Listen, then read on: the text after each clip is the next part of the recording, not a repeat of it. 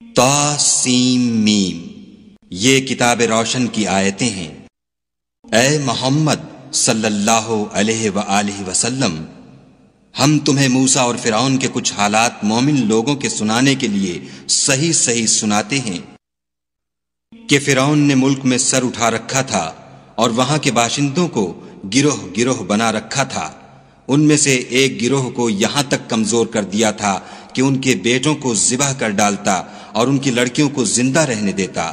بے شک وہ مفسدوں میں تھا۔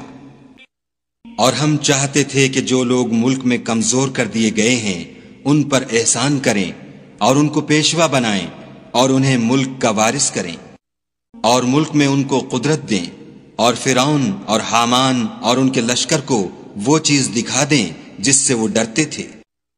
اور ہم نے موسیٰ کی ماں کی طرف وحی بھیجی کہ اس کو دودھ پلاؤ، جب تم کو اس کے بارے میں کچھ خوف پیدا ہو تو اسے دریا میں ڈال دینا، اور نہ تو خوف کرنا اور نہ رنج کرنا، ہم اس کو تمہارے پاس واپس پہنچا دیں گے اور پھر اسے پیغمبر بنا دیں گے۔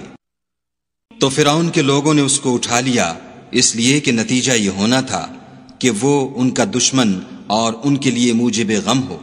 بے شک فرعون اور حامان اور ان کے لشکر چوک گئے۔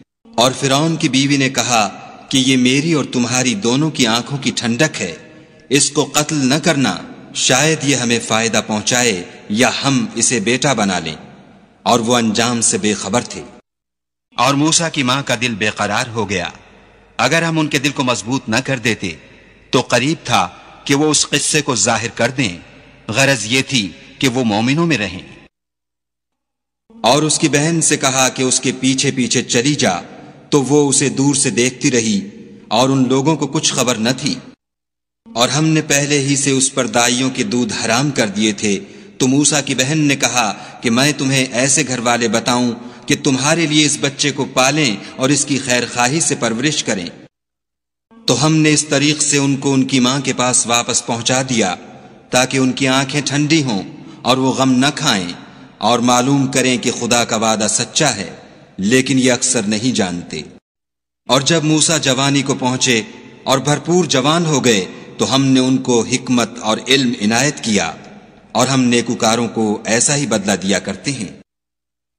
اور وہ ایسے وقت شہر میں داخل ہوئے کہ وہاں کے باشندے بے خبر ہو رہے تھے، تو دیکھا کہ وہاں دو شخص لڑ رہے تھے، ایک تو موسیٰ کی قوم کا ہے اور دوسرا ان کے دشمنوں میں سے۔ تو جو شخص ان کی قوم میں سے تھا اس نے دوسرے شخص کے مقابلے میں جو موسیٰ کے دشمنوں میں سے تھا مدد طلب کی، تو انہوں نے اس کو مکہ مارا اور اس کا کام تمام کر دیا۔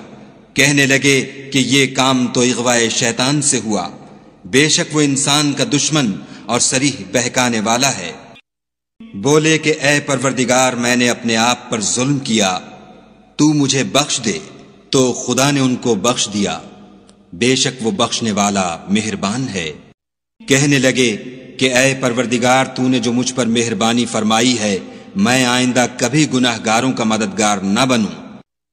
الغرض صبح کے وقت شہر میں ڈرتے ڈرتے داخل ہوئے کہ دیکھیں کیا ہوتا ہے، تو ناگہاں وہی شخص جس نے کل ان سے مدد مانگی تھی پھر ان کو پکار رہا ہے۔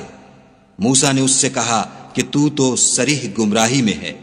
جب موسیٰ نے ارادہ کیا کہ اس شخص کو جو ان دونوں کا دشمن تھا پکڑ لیں، تو وہ یعنی موسیٰ کی قوم کا آدمی بول اٹھا کہ جس طرح تم نے کل ایک شخص کو مار ڈالا تھا اسی طرح چاہتے ہو کہ مجھے بھی مار ڈالو۔